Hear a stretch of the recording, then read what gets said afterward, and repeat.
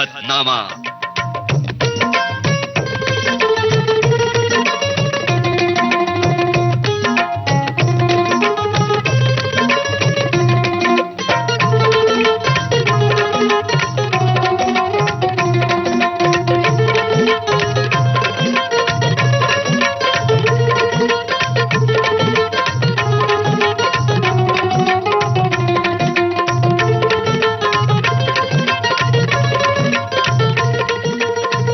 आज के सेहतनामा में डॉक्टर प्राची शाह, जो कि फिजियोथेरेपिस्ट हैं, बातचीत की है ममता सिंह ने।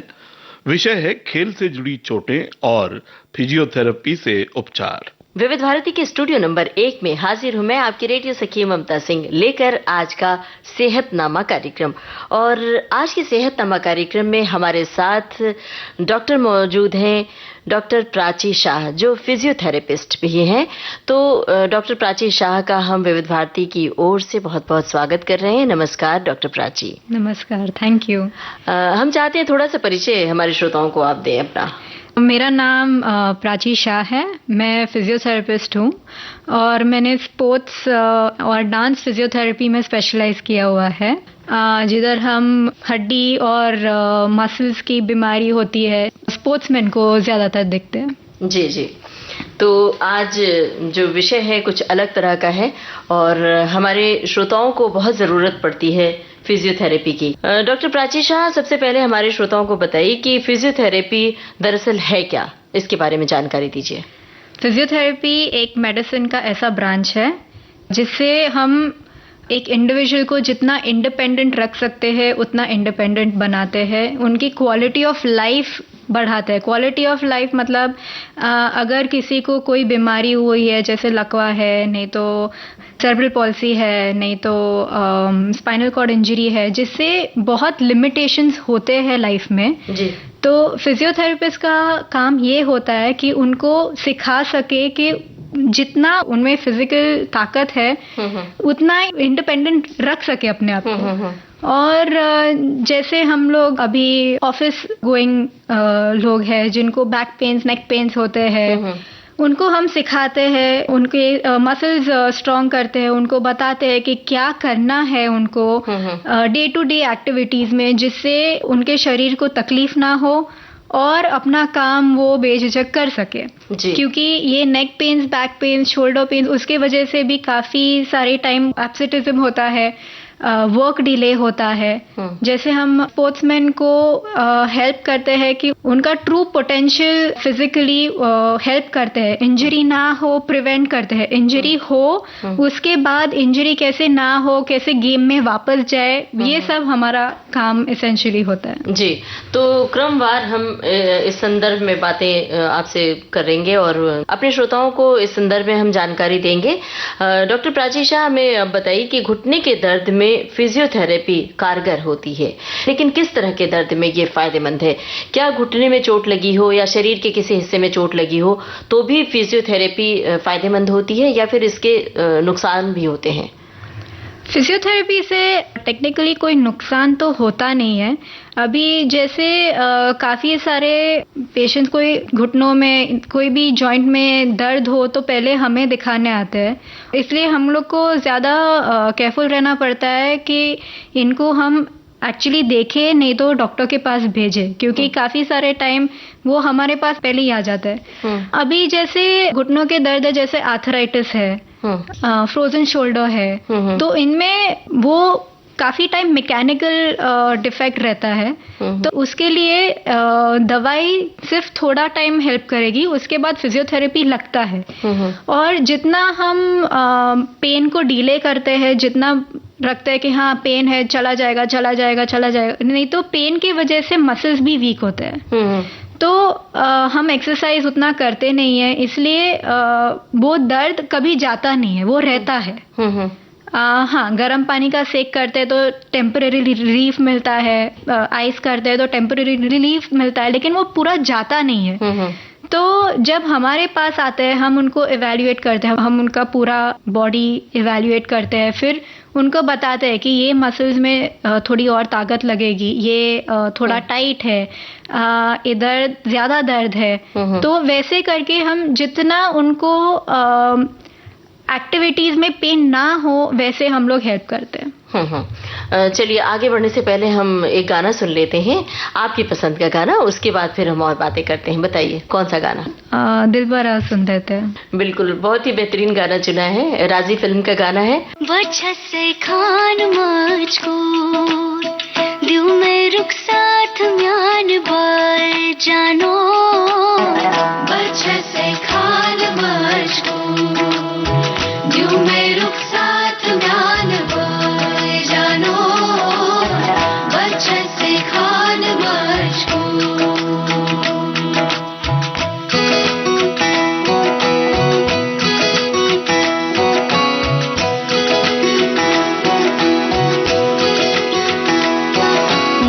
पकड़ के तूने चलना सिखाया था ना, दहलीज ऊंची है ये पार करा दे।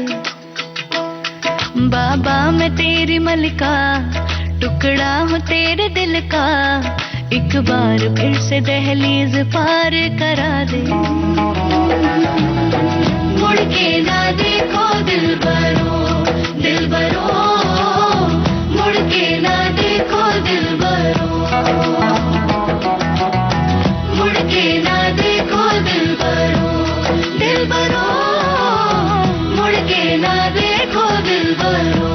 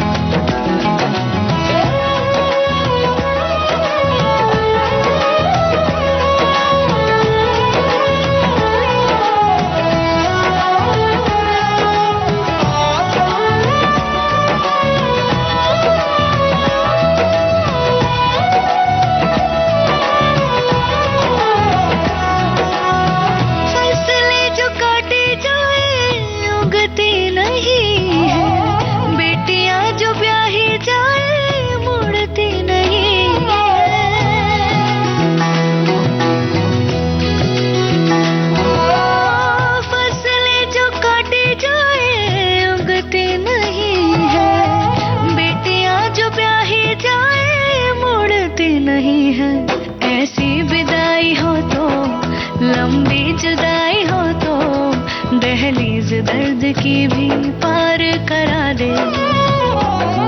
बाबा मैं तेरी मलिका, टुकड़ा हूँ तेरे दिल का, एक बार फिर से दहलीज पार करा दे।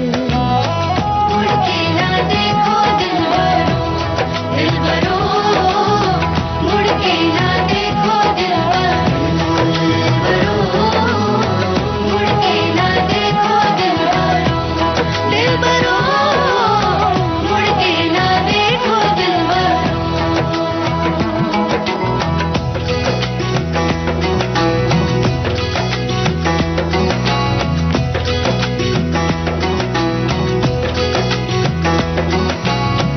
मेरे दिलबरो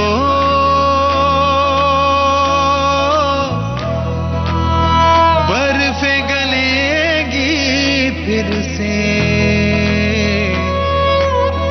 मेरे दिलबरो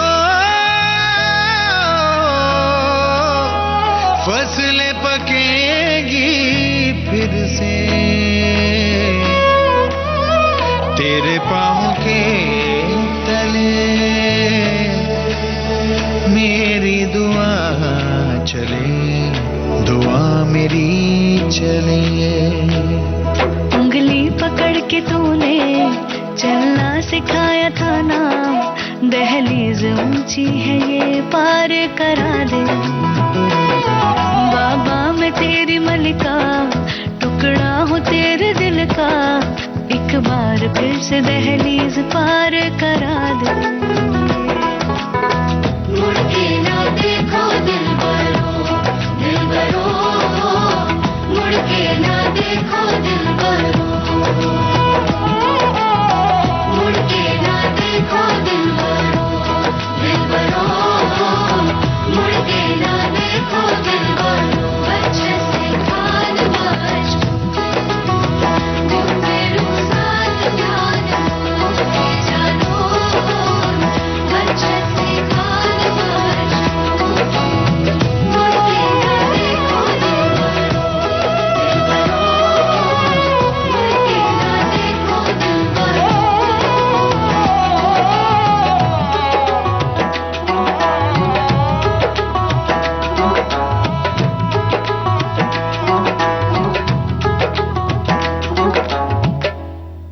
और आज डॉक्टर प्राची शाह बात कर रहे हैं फिजियोथेरेपी की, और फिजियोथेरेपी से किस तरह मसल्स को आराम मिलता है, मांसपेशियों को किस तरह से आराम मिलता है।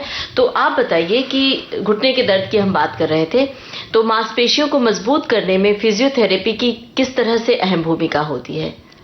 पहले तो जो दर्द है उसको निकालना है, उसको कम करना है, क्योंकि जब तक दर्द रहेगा तब तक मसल्स और जॉइंट्स इतना अच्छे से काम नहीं कर सकते। उसके बाद हम लोग मसल्स को ताकत देते हैं एक्सरसाइज करके, वेट से एक्सरसाइज करते हैं, थेराबैंड्स है उससे, नहीं तो बॉडी वेट से एक्सरसाइज करते हैं। बॉडी वेट से एक्सरसाइज करने का एक इम्पॉर्टेंट रीजन है कि हम लोग जब चलते हैं, जो भी एक्टिविटी करते हैं हम लोग अपने पैर पे करते हैं, तो बॉडी वेट लेना अच्छी बात होती है। और एक्सरसाइज करने से हड्डी भी स्ट्रांग रहती है। जैसे अभी घुटनों का दर्द हम लोग बहुत देखते हैं बुजुर्ग में, स्पेशली विमेन में। तो उनमें क्या होता है कि मेनोपॉज के बाद ऑस्टियोपोरोसिस होता है, जिससे हड्डी कमजोर होती है जी। तो बॉडी वेट एक्सरसाइज करने से वो हड्डी भी स्ट्रांग रहती है, फ्रैक्चर का रिस्क कम होता है। हमें बताइए कि ये जो बॉडी वेट आपने कहा वो किस तरह से किया जाता है, थोड़ा सा बताइए कि हमारे श्रोता भी समझ सके। बॉडी वेट एक्सरसाइज कुछ भी हो सकता है, जैसे अपना बॉडी का वेट अपने पाँव पे होना चाहिए। तो मतलब एरोबिक्स है, जुम्बा है, बहुत बुजुर्ग के लिए बॉलरूम डांसिंग, योगा, ये सब हेल्प करता है जी। और एक हमने सुना है कि लेट कर पैर ऊपर करते हुए उसमें कुछ पहना के वेट्स पहनाते हैं, नहीं तो लूप बैंड्स पहनाते हैं, नहीं तो थेरा बैंड्स पहनाते हैं। वैसे मसल्स को स्ट्रांग करते हैं जी। तो इससे जो बीमारियां होती हैं उसमें लाभ मिलता है। आपने ऑस्टियोपोरोसिस का नाम लिया।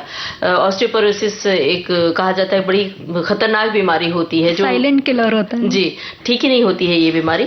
तो श्रोताओं को बताइए कि ऑस्टियोपोरोसिस ना हो इसके लिए किस तरह की एक्सरसाइज की जाए, कसरत की जाए। ऑस्टियोपोरोसिस ना हो इसके लिए हम लोग टीनेज से काम करते हैं, मतलब 13 to 18 इयर्स के, उससे भी यंग अडल्ट जैसे 20s में 30s में हम लोग एनकरेज करते हैं कि जितना आप फिजिकली एक्टिव रहो, जितना आप ज्यादा फिजिकल एक्टिविटी करोगे उतना ही आपको फ्यूचर में बेनिफिट मिलेगा। अभी थोड़े हार्मोन्स होते हैं बॉडी में जिसका हम कंट्रोल नहीं रख सकते। जैसे ऑस्टियोपोरोसिस का मेन कारण ये है कि बॉडी में ईस्ट्रोजन, प्रोजेस्टेरोन हार्मोन्स कम होते हैं। उससे हड्डी वीक होती है, क्योंकि हड्डी को प्रोटेक्शन नहीं मिलता है जी। तो अर्ली एज से बोलते हैं कि जितना फिजिकली एक्टिव रहोगे उतना तो बोन हेल्थ बेटर रहेगा, तो फ्यूचर में आपको बेटर रहेगा, तकलीफें कम होंगी। तो बेसिकली बैठना नहीं है, सोना नहीं है, जितना हो सके चलो जी, चलते रहो चलते रहो ठीक है। तो ये हमारे श्रोता सुन रहे हैं, और हमने तो बहुत सारे अभी बच्चों में भी ये तकलीफें देखी हैं कि बच्चों को मांसपेशियों की तकलीफ होती है, खेलने के बाद पता चलता है उनके पैर में दर्द हो रहा है, पैर में स्वेलिंग आ गई है। तो इन सब की क्या वजह है और किस तरह के एक्सरसाइज और फिजियोथेरेपी आप सजेस्ट करती हैं बच्चों के लिए? बच्चों के लिए एक बात तो मैं बोलूंगी, उनको जितना खेलना है खेलने दो। अभी आजकल बच्चे खेलते नहीं है उतना, वो ज्यादा टीवी में, फोन पे, पढ़ाई भी उतनी हो गई है जी। तो उसमें ज्यादा इन्वॉल्व रहते हैं। और दूसरा ये है कि उनका खुराक वो अभी काफी चेंज हो गया है। सब लोग काफी जंक फूड खाने लगे, कोई घर का खाना नहीं खा रहा है जी। घर का खाना सबसे न्यूट्रिशियस खाना होता है जी। तो जितना वो घर का खाना खाए ज्यादा अच्छा है। उनमें भी विटामिन D3 डेफिशिएंसी होती है जो हमको सनलाइट से मिलती है, लेकिन उसको सप्लीमेंट किया जा सकता है। काफी सारे बच्चे जो प्रोफेशनली कोई भी स्पोर्ट्स खेलते हैं उनका ब्लड टेस्ट किया जा सकता है देखने के लिए कि विटामिन D3 कितना है, विटामिन B12 कितना है, और उनको सप्लीमेंट्स दे सकते हैं जी। डॉक्टर प्राची शाह, हम अपने श्रोताओं को जानकारी दे रहे हैं फिजियोथेरेपी के बारे में आज। अब आगे बढ़ने से पहले बताइए आपकी पसंद का कौन सा गाना सुनवाएं? आशाएं इकबाल। और ये फिल्म खेल से ही जुड़ी हुई है। तो अपनी आशाओं को मजबूत रखें और साथ में अपनी मांसपेशियों और हड्डियों को मजबूत रखें खेल की दुनिया में जाने से पहले। तो अब सुनवाते हैं श्रोताओं को इकबाल फिल्म का ये गाना। आशाएं आशाएं आशाएं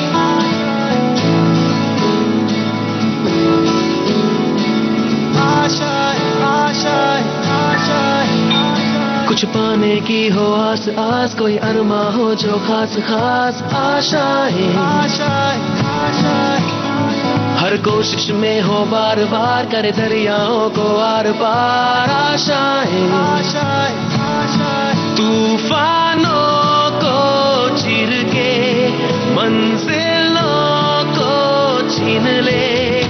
आशाएं ले दिल की, उम्मीदें हंसे दिल की। अब मुश्किल नहीं कुछ भी, नहीं कुछ भी। आशाएं ले दिल की, उम्मीदें हंसे दिल की। अब मुश्किल नहीं कुछ भी, नहीं कुछ भी।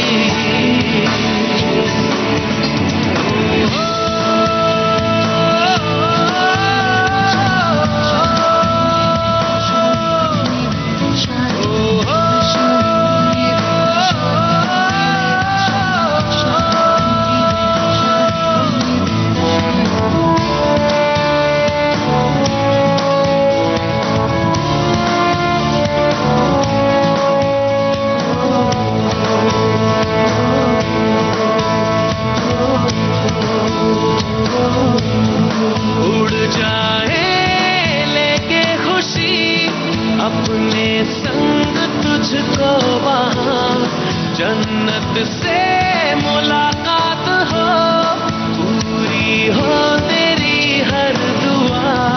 आशाएं ले दिल की, उम्मीदें हंसे दिल की। अब मुश्किल नहीं कुछ भी, नहीं कुछ भी।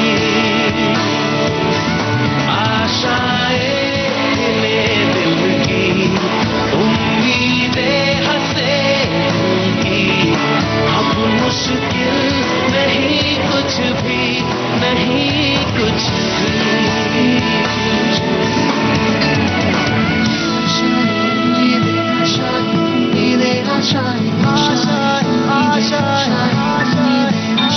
गुजरे ऐसी हर रात रात, हो ख्वाहिशों से बात बात। आशाएं लेकर सूरज से आग आग, गाए जा अपना राग राग। आशाएं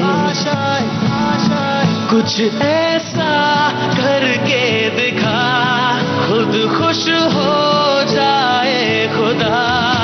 आशाएं ले दिल की, उम्मीदें हंसे दिल की।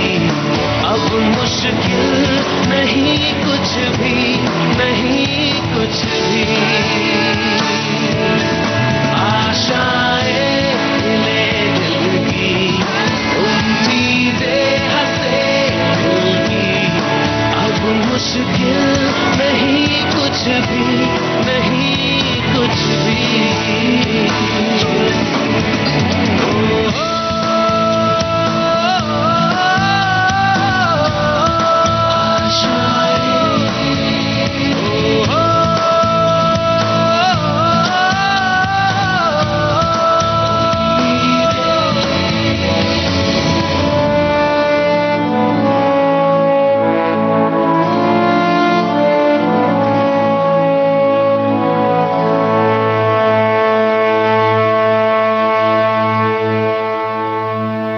डॉक्टर प्राची शाह, आज हम फिजियोथेरेपी की बातें कर रहे हैं और स्पोर्ट्स की भी बातें हम करना चाहते हैं, खेल के बारे में। अक्सर खिलाड़ियों को मांसपेशियों की तकलीफ होती है और उन्हें एहतियात भी बहुत बरतने पड़ते हैं।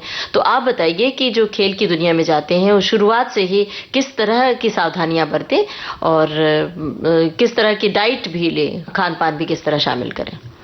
जिसको भी स्पोर्ट्स में जाना है, एक तो सिर्फ स्पोर्ट्स रिलेटेड ट्रेनिंग काफ़ी नहीं होता है।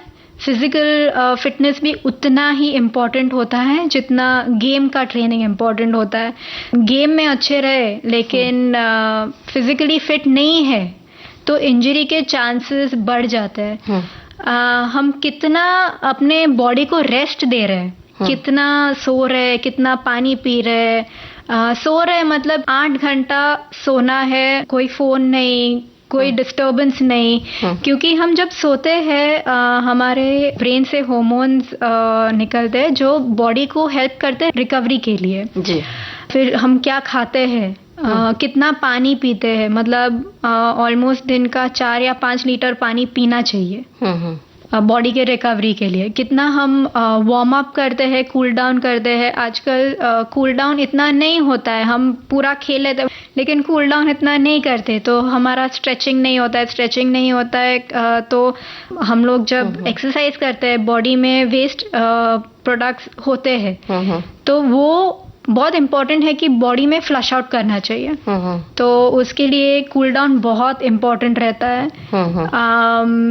रेगुलर मसाजेस, फोम रोलिंग, वो सब भी बहुत हेल्प करता है। जी। उसके अलावा कोचेस की सुनो, क्योंकि उनको पता रहता है क्या अच्छा है क्या नहीं है, उनको एक्सपीरियंस होता है। उनके साथ बैठ के टेक्निक्स डिस्कस करो, तो ये सब चीजें बहुत इम्पोर्टेंट रहती है। तो खिलाड़ियों के लिए कोई खास कोर्स होता है कि इतने दिन का फिजियोथेरेपी आपको लेना है और आप बताते हैं खिलाड़ियों को, फिर उसके बाद वो कंटिन्यू करें? काफी टाइम हमारे पास खिलाड़ी आते हैं जब उनको ऑलरेडी कोई इंजरी होती है। ओके। उनको किधर तो दर्द होता है इसलिए वो हमारे पास आते हैं। तो जब हमारे पास आते हैं तब हम उनको बोलते हैं कि अरे आपका ये मसल बहुत वीक है इसलिए आपको ऐसे दर्द हो रहा है। तो फिर हम उनको 1 हफ्ता 2 हफ्ता ट्रेन करके फिर उनको बोलते हैं कि चलो अभी खेल के देखो और देखो कि आपको दर्द हो रहा है कि नहीं। मांसपेशियों से जुड़ी हुई तकलीफ में एक बड़ी तकलीफ है टेनिस एल्बो की। इसमें किस तरह की तकलीफ होती है और इसमें आप किस तरह मदद करती हैं मरीज की? टेनिस एल्बो एक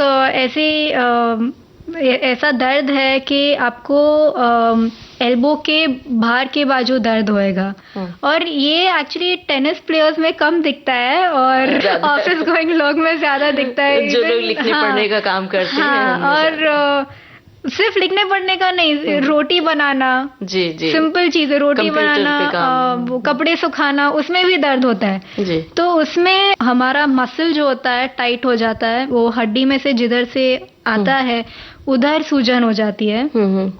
लेकिन ये ऐसा दर्द है कि उसको हम लोग जितना जल्दी ठीक कर सके उतना बेटर है। जितना उसको प्रोलॉन्ग करेंगे, बोलेंगे अरे ये तो दर्द है चला जाएगा, उतना वो रहेगा। तो उसको रखो मत, उसको दर्द हो रहा है तो उसको एड्रेस करो और ठीक कर दो। क्या ये डिलीवरी के बाद महिलाओं में ज्यादा होता है? क्योंकि हमने सुना है कि जब बच्चा पैदा होता है तो महिलाओं को ये तकलीफ ज्यादा बढ़ती है, तो इसकी क्या वजह है और किस तरह से इसमें फायदा पहुंचता है फिजियोथेरेपी के जरिए? उनको एक्चुअली ये दर्द होता है मोर बिकॉज क्योंकि वो बच्चे को उठाते हैं और उनको उठा के रखना पड़ता है।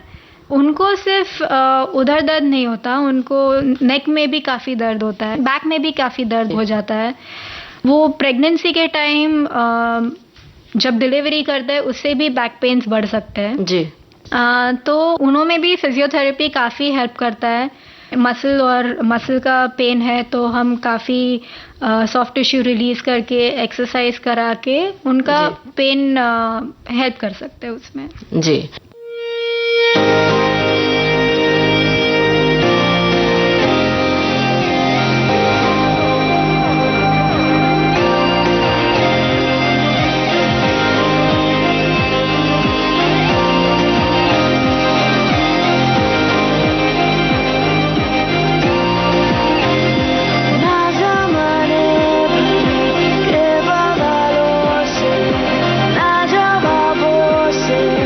Na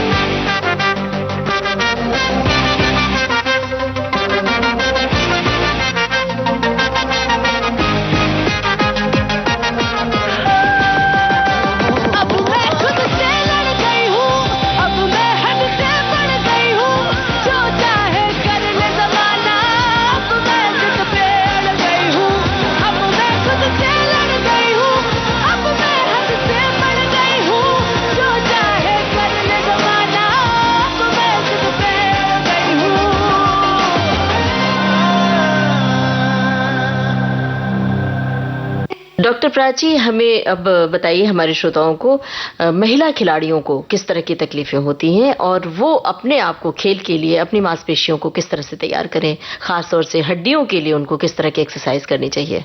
महिला जो खेलते हैं उनका प्रॉब्लम एक ये होता है कि ओवर ट्रेनिंग की वजह से और होता है बॉडी इमेज डिसऑर्डर्स, वो हमारे कॉलेज गोइंग गर्ल्स में भी होता है।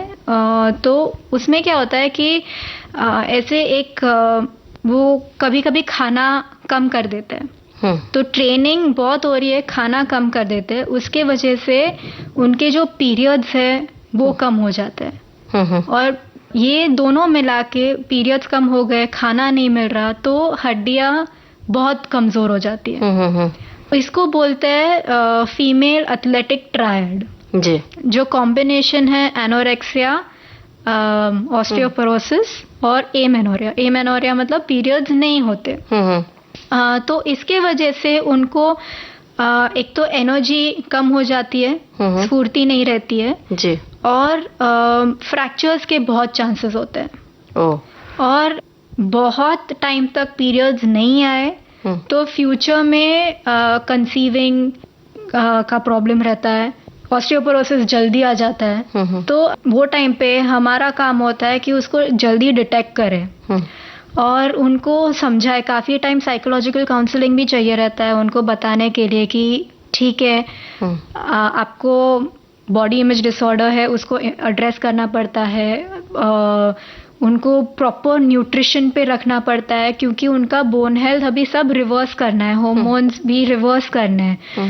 तो जितना जल्दी हम पकड़ सके उतना बेटर रहता है। दूसरा होता है, हमारे रनर्स में बहुत होता है इनकॉन्टिनेंस। हम इतना बात नहीं करते हैं उसके बारे में, यूरिनरी इनकॉन्टिनेंस के बारे में बात करते हैं जब 60+ विमेन के लिए, नहीं तो रिसेंटली जिन्होंने डिलीवर किया है उसके लिए। लेकिन हम रनर्स इनकॉन्टिनेंस के बारे में इतना बात नहीं करते। और उससे ज़्यादा बहुत सारी महिला इतना आपस में भी बात नहीं करती। उनको कैसे होता है कि जैसे जब वो भागना चालू करते हैं, नहीं तो भागने के टाइम उनको ऐसे लगता है कि मैं अपना यूरिन कंट्रोल नहीं कर पा रही हूँ। जी जी। तो उसके लिए भी फिजियोथेरेपी में हम पहले तो देखते हैं कि क्यों ऐसे हो रहा है, और फिर एक्सरसाइज के वजह से कंट्रोल कर सकते हैं। वो काफी एम्बैरेसिंग रहता है जब हम यूरिन कंट्रोल नहीं कर सकते, इसलिए हम इतना बात नहीं करते उसके बारे में। लेकिन ये एक प्रॉब्लम है रनर्स में, सिर्फ रनर्स में नहीं है, काफी सारे डिफरेंट स्पोर्ट्स में भी है। और हम लोग को पता है कि स्पोर्ट्स में ऐसा भी नहीं है कि वो लोग उन लोग के मसल्स वीक रहते हैं, वो काफी स्ट्रांग रहते हैं। लेकिन फिर भी हाँ, ये प्रॉब्लम होती है जो एड्रेस करनी पड़ती है। जी, तो इसकी क्या वजह आपको लगती है और इसका क्या इलाज होता है? किस तरह की एक्सरसाइज आप सजेस्ट करती हैं? एक कीगल्स एक्सरसाइज होती है जो हम उनको सिखाते हैं कि जब पेशाब कर रहे हो, मिड स्ट्रीम जब कर रहे हो तब होल्ड करो, 5 सेकेंड रोको और फिर रिलैक्स करो। उससे ज़्यादा हम उनको ट्रेन करते हैं कि जब भाग रहे हो, कि कोई एक्टिविटी कर रहे हो, तो कैसे वो मसल्स को स्ट्रॉन्ग करना है। जी, तो ये जो समस्या है, लगता है सुनने में बहुत छोटी सी समस्या है, लेकिन खास तौर से खिलाड़ियों के लिए, धावकों के लिए ये बहुत बड़ी समस्या है। महिला खिलाड़ियों के साथ एक और बहुत बड़ी दिक्कत आती है, आपने जिसका जिक्र भी किया, पीरियड्स के समय, माहवारी के समय। तो कई बार माहवारी आ जाती है जब उनका वो टूर्नामेंट होता है, खेल का दिन होता है, तो उसके लिए किस तरह की एक्सरसाइज से वो अपने को बचा सकती हैं? जो कमर में दर्द होता है, पेट में दर्द होता है, उससे बचने के लिए क्या कुछ करना चाहिए? जो खिलाड़ी है और जो बहुत सालों से खेल रहे हैं, उनको पता होता है कि कैसे मैं अपना दर्द ठीक कर सकती हूँ। और काफ़ी टाइम वो लोग इतना टेंशन में नहीं रहते कि अरे मेरा पीरियड्स आ रहा है। उनको पता होता है कि मैं कैसे इसके साथ खेलूंगी। और वो टाइम पे अगर कंपटीशन है तो वो टाइम पे उनको साइकोलॉजिकली पता है कि कंपटीशन ज़्यादा इम्पोर्टेंट है। तो काफ़ी टाइम अगर बहुत ही पेन है कि कुछ है तो हम उनको दवाई देते हैं, नहीं तो पानी पीना बहुत अच्छी बात होती है वो टाइम पे, जितना ज्यादा पानी पियो उतना ज्यादा अच्छा होता है। क्या पहले से एक्सरसाइज करके, कसरत करके दर्द को दूर भगाया जा सकता है? हाँ, होता है। एरोबिक एक्सरसाइज हेल्प करता है। जितना एरोबिक एक्सरसाइज रिसर्च किया है उन्होंने, और उन्होंने बोला है कि क्रैम्प्स या नहीं तो टेंडरनेस रहता है मसल्स में और ब्रेस्ट में और ये सब, तो एक्सरसाइज से ये सब कंट्रोल में लाया जा सकता, मूड स्विंग्स कंट्रोल में लाए जा सकते हैं जी। तो एक होता है प्री मेनोपॉजल सिंड्रोम, तो उसमें काफी सारी महिला को प्रॉब्लम होता है, काफी सारी महिलाएं उठती नहीं है क्योंकि उनको पेन उतना होता है, तो ये सब कंट्रोल में लाया जा सकता है एक्सरसाइज से, लेकिन वो रेगुलर एक्सरसाइज होनी चाहिए जी। डॉक्टर, आपने मेनोपॉज का भी जिक्र किया। मेनोपॉज के समय भी महिलाओं में मूड स्विंग्स होते हैं और अन्य तरह की समस्याएं होती हैं, हड्डियों की समस्याएं ज्यादा होती हैं और घुटने में तकलीफ, कंधों में तकलीफ। तो इस सब से बचने के लिए कि ये जो समस्याएं होती हैं उससे जूझने के लिए पहले से क्या करना चाहिए? कोई भी एरोबिक एक्टिविटी, मतलब चलो, स्विमिंग करो, अभी एक्वारोबिक्स भी रहता है जिससे आप पूल में एरोबिक एक्टिविटी करते हो। उसका फायदा क्या है कि जॉइंट्स पे इतना लोड नहीं पड़ता है। हम जब मेनोपॉज की बात करते हैं तो ये जनरली वुमेन 50 के ऊपर रहती है, तो उनको हम इतना जंप करने का नहीं बोलते हैं क्योंकि हमको पता नहीं है बोन स्ट्रेंथ कैसा है। तो अगर ज्यादा जंप करने को बोला तो उनको फ्रैक्चर्स या एक्स और पेन्स बढ़ सकते हैं। लेकिन जब हम पानी में होते हैं जी, तो पानी हमारा पूरा वेट ले लेता है जी, तो इतना फिर प्रॉब्लम नहीं होता। डॉक्टर, हमें बताइए कि आपने पीरियड्स के दौरान जो महिलाओं को समस्या होती है, महिला खिलाड़ियों को, कि पीरियड नहीं आता है और कई समय तक नहीं आता है, एक समस्या और है कि कई बार एक्सेस ब्लीडिंग होती है जब, तो उसके लिए किस तरह की एक्सरसाइज, कसरत करना चाहिए जिससे वो तकलीफ से बचे और कंट्रोल हो सके? क्या इसमें कारगर है फिजियोथेरेपी? एक्सेस ब्लीडिंग में नहीं, इतना नहीं, वो फिर वो गायनेक को दिखा के उनका हार्मोन्स देखना पड़ता है और उनको वो देखना पड़ता है कि क्यों उनको जल्दी जल्दी पीरियड्स आ रहे हैं। उसमें फिजियोथेरेपी का इतना असर नहीं होता है जी। मतलब अगर कोई महिला खिलाड़ी है और ऐसी समस्या है तो वो अपने गायनेक को दिखाना बेटर रहता है, वो स्त्री रोग विशेषज्ञ के पास जाए और फिर उसका इलाज करें, इग्नोर ना करें। इसको इग्नोर नहीं कर सकते जी। आगे बढ़ने से पहले डॉक्टर, आपकी पसंद का गाना कौन सा? खिलाड़ियों की बात कर रहे हैं तो चक दे इंडिया। चलिए सुनते हैं यही गाना।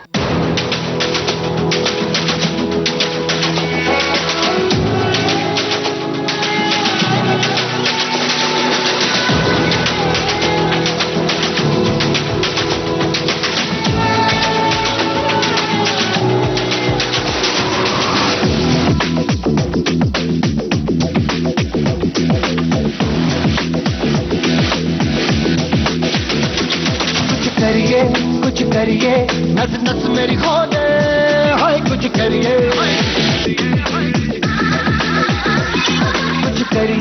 कुछ करिए, बस बस बड़ा बोले, अब कुछ करिए।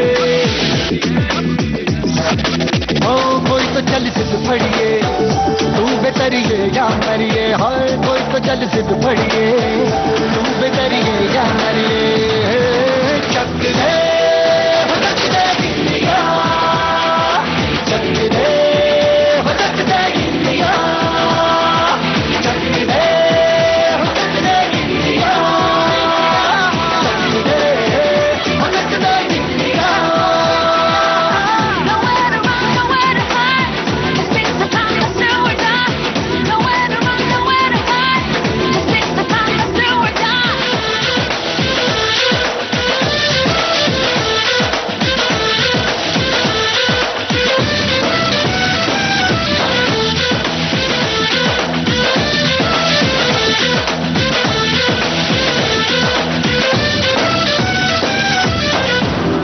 में, गलियों में, राशन की फलियों में, बैलों में, बीजों में, ईदों में, बीजों में, रेतों के दानों में, फिल्मों के गानों में, सड़कों के गड्ढों में, बातों के अड्डों में भूलता आज भर ले, 10-12 बार कर ले, रहना न यार पीछे, कितना भी कोई खींचे, बस है ना मस है जी, जिद है तो जिद है जी, किसना यूं ही किसना यूं ही किसना यूं ही पत्थर है, कोई तो चल जिद फड़िए, तू बेतरिए या मरिए, हाय कोई तो चल जिद फड़िए, तू बेतरिए या मरिए, चक दे चक दे गिरिया, चक दे चक दे गिरिया, चक दे चक दे गिरिया, चक दे चक दे गिरिया। Nowhere to run, nowhere to hide. This is the time to do or die. Nowhere to run, nowhere to hide. This is the time to do or die.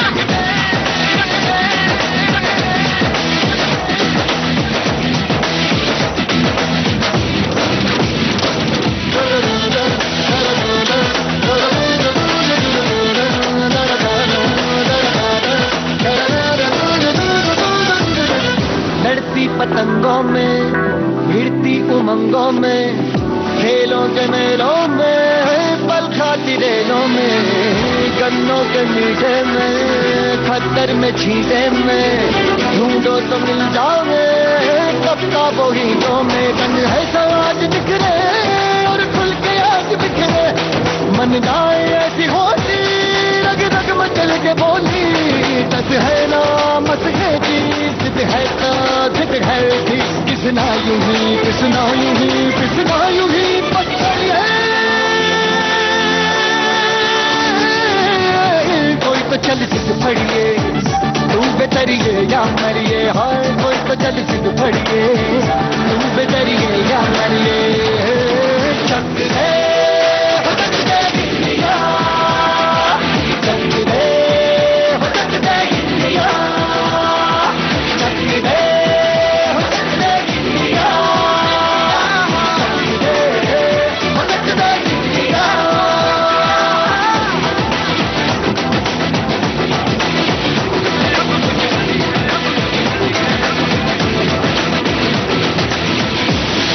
Doctor, आज बात चल रही है फिजियोथेरेपी की। फिजियोथेरेपी के जरिए मांसपेशियों को मजबूत बनाया जाता है, समृद्ध बनाया जाता है, हड्डियों को मजबूत बनाया जाता है। एक बीमारी होती है लकवा लग जाना जिसको कहते हैं, तो लकवा और फिजियोथेरेपी का क्या संबंध है? किस तरह से उसमें कारगर होती है फिजियोथेरेपी, और किस तरह की एक्सरसाइज की जानी चाहिए वो भी बताइए। लकवा स्ट्रोक में क्या होता है कि हमारा ब्रेन का थोड़ा पार्ट डैमेज हो जाता है। हमारा ब्रेन कंट्रोल करता है कि हमारे मसल्स कैसे होने चाहिए, उनको कैसे काम करना चाहिए। अभी लकवे में वो थोड़ा पार्ट डैमेज हो जाता है, तो हमारे मसल्स एकदम स्टिफ हो जाते हैं, मूवमेंट नहीं कर पाते हैं, तो वो चल नहीं पाते, अपना रूटीन काम नहीं कर पाते, कोई बोल नहीं पाते, समझ नहीं पाते। तो फिजियोथेरेपी से हमारा गोल क्या है कि हम जितना जल्दी चालू करें उतना अच्छा है, क्योंकि ब्रेन भी हील होता है, उसको टाइम लगता है लेकिन होता है। तो जब मेडिकली स्टेबल है, उनका ब्लड प्रेशर फ्लक्चुएट नहीं हो रहा है, सब स्टेबल है, तब अगर डॉक्टर्स बोलते हैं कि अभी फिजियोथेरेपी चालू करो, तो स्ट्रोक में हेल्प करता है कि हम जितना रिकवरी कर पा रहे हैं उतना रिकवरी पहले ही कर दे, उनको चलने की हेल्प करने का। पहले जब स्ट्रोक होता है तो मसल्स एकदम लूज हो जाते हैं, उसके बाद उनमें थोड़ा थोड़ा स्टिफनेस आ जाता है। जब उनको स्टिफनेस आ रहा है तब उनको एक्सरसाइज करा के थेरेपिस्ट हेल्प करता है उनको एक्सरसाइज करने में, क्योंकि वो खुद तो कर नहीं पाते हैं। तो वो कर करके उनको फिर पहले तो थेरेपिस्ट कराता है उनको, और फिर हम उनको बोलते हैं कि चलो अभी आप ट्राई करो। लेकिन ये प्रोसेस बहुत लंबा होता है, ऑलमोस्ट 2-3 साल तक चल सकता है। तो वो टाइम पे हमारा गोल है कि वो बैठ सके अपने आप, बैठे हैं तो खड़े रह सके अपने आप, चल सके अपने आप, उनको कपड़े पहनना, नहीं तो बाल कोम करना, ये सब एकदम बेसिक चीजें जो होती है वो इंडिपेंडेंटली कैसे अपने आप कर सके। तो इसका असर होता है, फिजियोथेरेपी से उन्हें फायदा पहुंचता है? बहुत फायदा होता है, लेकिन वो भी देखना पड़ता है कि ब्रेन में डैमेज कितना है। हाँ जी। डॉक्टर, लकवा की बातें आपने बताई कि लकवा में किस तरह से फायदेमंद है फिजियोथेरेपी। तो ये तो बीमारियों की हुई, और एक बहुत बड़ी समस्या है कंधा उतर जाना जिसे कहते हैं, तो इसके बारे में हमारे श्रोताओं को बताइए। ये भी अक्सर लोग जूझते हैं इस समस्या से। हाँ, तो जब ये जो कंधा उतर जाना बोलते हैं वो स्ट्रोक में बहुत देखते हैं हम कि वो कंधा निकल गया। एक तो होता है पेशेंट हैंडलिंग। हम जब मैंने पहले बोला कि लकवा जब होता है तो मसल्स एकदम लूज हो जाते हैं, तो हॉस्पिटल में पेशेंट को कैसे हैंडल करते हैं, पेशेंट के जो केयर टेकर्स है वो कैसे उनको हैंडल करते हैं। अगर उनको खींचा तो वो कंधा निकल सकता है, क्योंकि कोई सपोर्ट ही नहीं है, मसल्स ही नहीं है सपोर्ट करने को, तो वो कंधा निकल सकता है। अगर ऐसा हुआ तो हमको स्प्लिंट्स देने पड़ते हैं कि कंधा ऊपर है। लेकिन जितना हो सके हम पहले ही उनके फैमिली मेंबर्स को बताते हैं कि ऐसे उनको मत खींचो, उनको उठाना है तो ऐसे करके उठाओ। हम उनको सिखाते हैं। जो थेरेपिस्ट है, जो पेशेंट को हैंडल कर रहे हैं, वार्ड बॉयज है, नर्सेज है, जो भी है, उनको सबको पता रहता है कि एक तरह से उनको हैंडल करना रहता है। वो जो अगर कंधा निकल जाता है तो बहुत टाइम उसको स्प्लिंट तो कर सकते हैं, लेकिन उसको वापस डालना कभी कभी बहुत मुश्किल हो जाती है। जी, तो बहुत सजगता की जरूरत है ऐसे में। और अब एक बड़ा ही अहम सवाल है, वो है डांस, नृत्य, जिसमें चाहे वो पुरुष हो चाहे महिला हो, उन्हें बहुत जरूरत होती है एक्सरसाइज की, फिजियोथेरेपी की। तो उन्हें किस तरह से सावधानी बरतनी चाहिए और क्या खास तरह की फिजियोथेरेपी होती है? डांस एक ऐसी फिजिकल एक्टिविटी है, और डांसर्स का जो बॉडी टाइप है वो बहुत ही डिफरेंट रहता है। अब कोई भी गेम में आपको पता है कि उसको बॉलिंग करना है, कि बैटिंग करना है, कि किक करना है, कि जंप करना है, वो एक पैटर्न रहता है। डांस में वो पैटर्न नहीं रहता है, क्योंकि उनको 360 डिग्री मूवमेंट्स रहती है। और डांसर्स जो है वो डांस करते जाते हैं 8 घंटा 10 घंटा करते जाते हैं, उनको भी समझ में नहीं आता है कि बॉडी अभी थक गया है, क्योंकि डांस में सिर्फ फिजिकल एक्टिविटी नहीं है, वो इमोशन भी है। अभी हमारे क्लासिकल डांसेस को देखें तो उसमें हम डांस करते हैं कि स्टोरी बता सके जी। तो एक नाट्य भी होता है, नृत्य भी होता है, तो कॉम्बिनेशन होता है। तो काफी टाइम डांसर्स को अपने आप समझ नहीं आता है कि मैंने आज बहुत कर लिया, अभी बॉडी थक गया है। तो उसके वजह से ओवर ट्रेनिंग हो जाता है बॉडी में, और उसके वजह से उनको एक्स और पेन्स होते हैं। बॉडी इमेज डिसऑर्डर्स इतना नहीं है अभी तक अपने इंडियन डांस में, which is a good thing. जैसे वेस्टर्न डांसेस में बैले है तो उनमें बॉडी इमेज डिसऑर्डर्स बहुत रहते हैं, जैसे एनोरेक्सिया, बुलिमिया, क्योंकि उनका बॉडी वेट कम रखना पड़ता है उनको। लेकिन इंडियन डांसेस में ऐसा मस्ट नहीं है अभी तक जी। मैंने जैसे डांसर्स को सुना है, उनको थोड़ा न्यूट्रल बॉडी टाइप अच्छा लगता है, बहुत स्किनी नहीं होने चाहिए, तो उनको वो अच्छा लगता है neutral body type. Other than that depends कि कैसे डांसर्स है। कोई डांसर्स ऐसे होते हैं जो सिर्फ डांस करते हैं, फिजिकल ट्रेनिंग नहीं करते, कोई फिटनेस ट्रेनिंग नहीं करते हैं। तो जितना हम फिटनेस ट्रेनिंग करते हैं, जितना एक्सरसाइज करते हैं, बॉडी इंजर होएगा तो भी वो जल्दी रिकवर कर देगा। जी जी। डॉक्टर, आजकल एक आधुनिक तकनीक है पिलाटिस, इसके बारे में बताइए, क्या है ये? पिलाटिस एक एक्सरसाइज फॉर्म है, और उसको इन्वेंट किया था जोसेफ पिलाटिस ने ड्यूरिंग और बिफोर वर्ल्ड वॉर 2। तो जोसेफ पिलाटिस जो थे वो खुद, उनको पोलियो था। अच्छा। और उन्होंने एक एक्सरसाइज फॉर्म डेवलप किया था जो अभी बहुत ही फेमस हो गया है और इंडिया में अभी फेमस हो रहा है जी। तो पिलाटेस जो है वो अपने कोर पे ज़्यादा काम करता है, बॉडी वेट पे ज़्यादा फोकस करता है। और पिलाटेस में क्या है कि सिर्फ खड़े खड़े एक्सरसाइज नहीं कर सकते, मतलब लेट के भी कर सकते हैं। उनके डिफरेंट गैजेट्स होते हैं, जैसे मतलब मैट पिलाटेस मतलब फ्लोर पे कर सकते हैं। रिफॉर्मर होता है, वो ऐसे कैरेज होता है, स्लाइडिंग बोर्ड होता है, तो उसके ऊपर एक्सरसाइज करते हैं। वांडा चेयर होती है। बेसिकली इसका फोकस है कोर और अलाइनमेंट, बॉडी का अलाइनमेंट। जी। जितना उसको नॉर्मलाइज कर सके, जितना उसको बेटर कर सकते हैं, उसके ऊपर है ये। जी, और इससे मांसपेशियां मजबूत होती हैं। बहुत ही अच्छी एक्सरसाइज है। जी।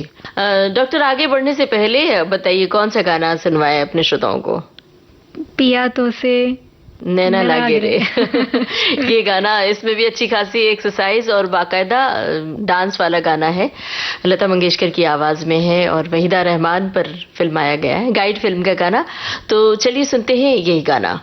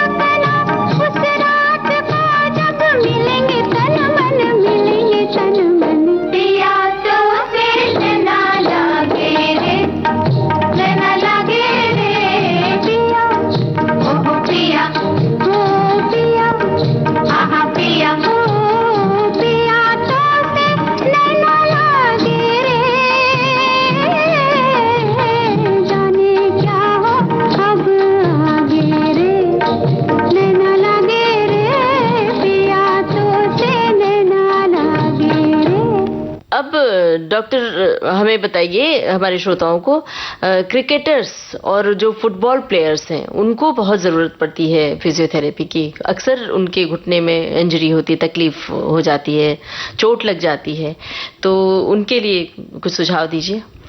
फुटबॉलर्स और क्रिकेटर्स घुटने में तो इंजरी होती है, उनका एंकल, ग्रोइन, बैक स्पेशली जो क्रिकेटर्स है जो बॉलिंग करते हैं, फास्ट बॉलिंग करते हैं, उनको बैक की काफ़ी तकलीफ़ें होती है, फ्रैक्चर्स भी होते हैं कभी कभार। तो जैसे मैंने बोला, उनका ट्रेनिंग डिफरेंट रहता है, कंडीशनिंग डिफरेंट रहता है नॉर्मल पॉपुलेशन से। और अभी कुछ सालों से हमारे पास स्ट्रेंथ एंड कंडीशनिंग एक्सपर्ट्स भी बहुत है जो उनके बॉडी का बहुत ध्यान रखते हैं, उनको कंडीशन करते हैं ताकि ये इंजरीज प्रिवेंट कर सके, ये इंजरीज हो नहीं उसमें। फुटबॉलर्स में भी प्रिवेंशन प्रोग्राम्स काफ़ी आ गए हैं जिससे घुटने और एंकल इंजर नहीं होते, जितना हो सके उसको, बिकॉज मेरे को पता है prevention is better than cure. जितना इंजरी को प्रिवेंट कर सकते हैं उतना बेटर रहता है। तो जितना हम पहले से एथलीट को कंडीशन कर सके, उनको गेम के रूल्स सिखा सके, उनको बता सके कि सोच के खेलो, सिर्फ ऐसे खेलो मत, क्योंकि काफी टाइम अपने आप को नहीं दूसरे प्लेयर को भी इंजर कर सकते हो। बिल्कुल, तो इन बातों का ख्याल रखना चाहिए और ये तो नियम में शामिल भी होता है। कहने का तात्पर्य ये भी है कि अगर आपकी नींव मजबूत है तो बिल्डिंग अपने आप मजबूत हो जाती है। तो बचपन से ही मांसपेशियों को मजबूत करने के लिए एक्सरसाइज की जानी चाहिए। और हमारे उन श्रोताओं के लिए बताइए जो बहुत लंबे समय तक बैठे रहते हैं कुर्सी पर, ऑफिस जाते हैं, 14 घंटे 15 घंटे काम करते हैं, तो बैठे बैठे किस तरह की एक्सरसाइज की जानी चाहिए? बैठो मत, खड़े रहो। लेकिन उनका that is the best exercise. कुछ नहीं, हर आधे घंटे में उठो, पानी पियो, आके बैठ जाओ जी। लेकिन एक टाइम पे बहुत लंबे समय तक एक काम मत करो। हर आधे घंटे में उठो, पानी पियो, बैठ जाओ, लेकिन उठो। अभी काफी सारे ऑफिसेज में स्टैंडिंग डेस्क आ गए, तो खड़े रह के काम करो, उससे भी बेटर रहता है जी। हम जब बहुत समय तक बैठे रहते हैं तो पोस्चर भी हमारा चेंज होता है, उसके वजह से एक्स और पेन ज्यादा हो जाते हैं जी। तो जितना हम अपने बॉडी को ब्रेक देंगे उतना बेटर है जी। पैरों की कुछ एक्सरसाइज होती है जिसे बैठे बैठे भी किया जा सकता है? बैठो ही मत, जितना चलना है, जितना खड़ा रहना है चलो, लेकिन बैठो मत। ठीक भाई, हमारे श्रोता सुन रहे हैं तो जरूरी है कि जो लंबे समय तक कंप्यूटर पर बैठे रहते हैं वो उठें, टहलें थोड़ा सा, फिर बैठें। तो बड़ी काम की बातें आपने बताई हमारे श्रोताओं को, और हम शुक्रिया अदा कर रहे हैं डॉक्टर प्राची शाह का। विविध भारती के स्टूडियो में आई आप और इतनी सारी जानकारी हमारे श्रोताओं को दी, बहुत शुक्रिया। नमस्कार। अभी आप सुन रहे थे डॉक्टर प्राची शाह जो कि फिजियोथेरेपिस्ट हैं। बातचीत की ममता सिंह ने विषय खेल से जुड़ी चोटें और फिजियोथेरेपी से उपचार। रिकॉर्डिंग इंजीनियर तेजश्री शेट्टे और प्रस्तुतकर्ता रामकरण मीणा। अब आज का सेहतनामा कार्यक्रम समाप्त होता है।